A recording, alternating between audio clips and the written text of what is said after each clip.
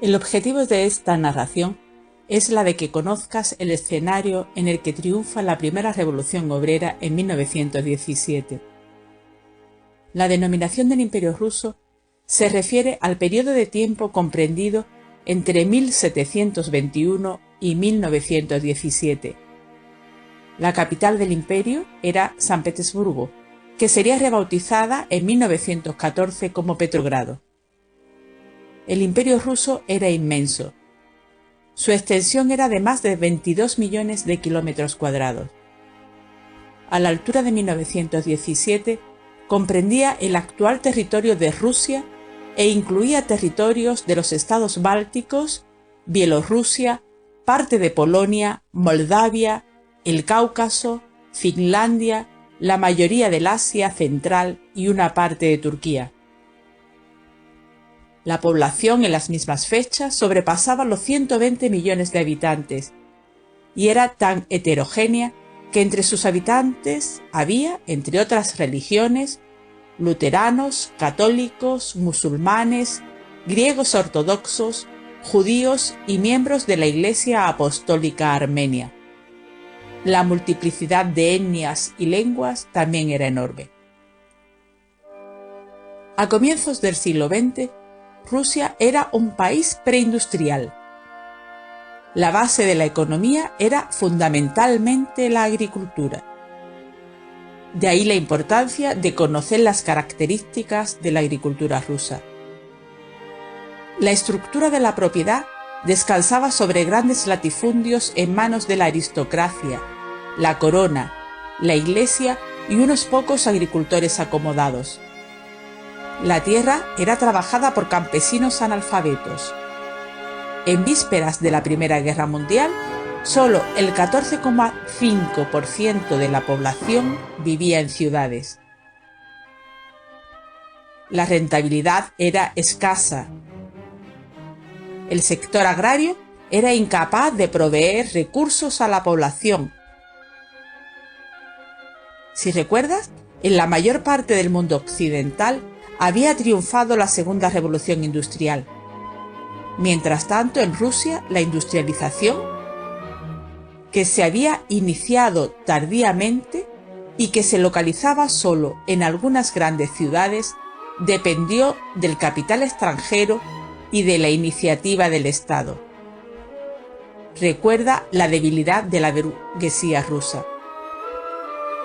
Este tipo de financiación tuvo importantes costes sociales, ya que el Estado se vio obligado a aumentar los impuestos soportados por la parte más frágil de la sociedad rusa, el campesinado. El campesinado constituía la mayor parte de la población. Habían estado bajo la condición de siervos hasta prácticamente el siglo XX. La libertad no significó la mejora de sus condiciones de vida, que continuaron siendo especialmente duras. Recuerda asimismo que serán los hijos de los campesinos los que nutran los ejércitos rusos. La aristocracia era el estamento privilegiado y mantuvo parte de sus derechos feudales hasta prácticamente el siglo XX, mientras que en el resto de Europa se habían ido aboliendo a lo largo de la primera mitad del siglo XIX. La base de su riqueza se encontraba en la posesión de enormes latifundios. Era un grupo inmovilista, de mentalidad rentista y que se oponía a todo tipo de cambios. Las clases medias eran prácticamente inexistentes. Este hecho explicaría el fracaso de la Revolución Burguesa de 1905 y la escasa y tardía industrialización en el Imperio ruso. La integraban profesionales liberales o comerciantes asentados en las ciudades.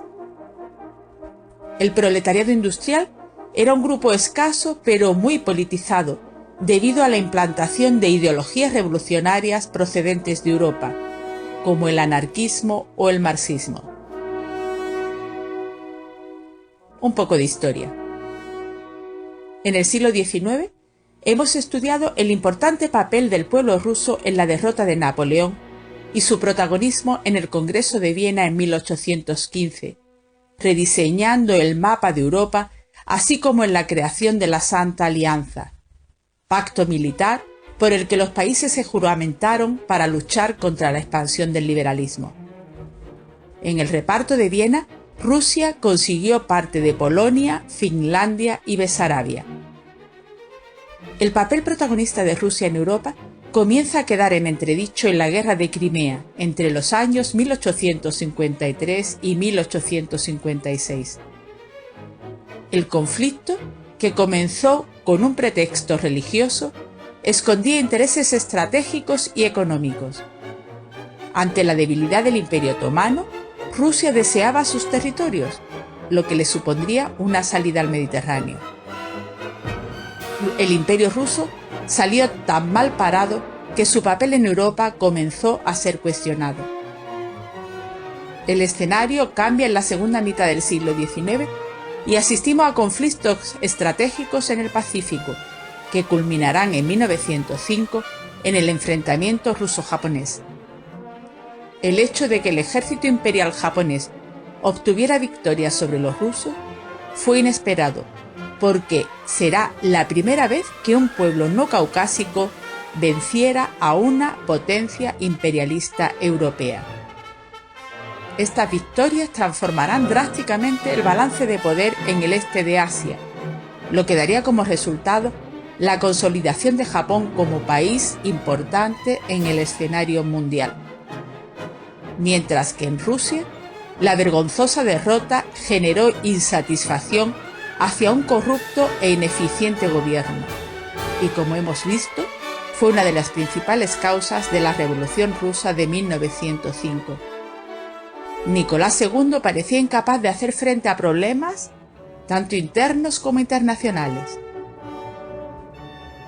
La entrada del Imperio ruso en la Primera Guerra Mundial fue uno de los últimos intentos zaristas para recomponer su papel internacional.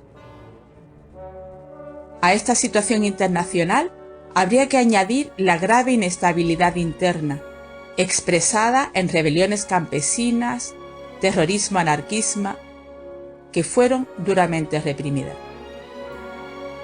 No podemos olvidar que el Imperio ruso sería organizado a la altura del siglo XX como un estado totalitario propio del antiguo régimen. El poder político lo ostentaba el zar de la familia de los Románov, que mantenía una monarquía absoluta y teocrática apoyada en una nobleza y clero privilegiados y agradecidos con semejante estructura política, y que nutría además el mando de un numeroso ejército. El tradicional parlamento ruso, la Duma, era raramente convocado por un zar absolutista. El régimen zarista perseguía duramente cualquier tipo de disidencia, siendo frecuentes las deportaciones a Siberia y las ejecuciones de los opositores. En esta situación, en la que no existían derechos ni libertades individuales alguno, la oposición al zarismo se fue haciendo cada vez más intensa. Ahora bien, esta no formó un bloque homogéneo, sino que nacieron múltiples organizaciones.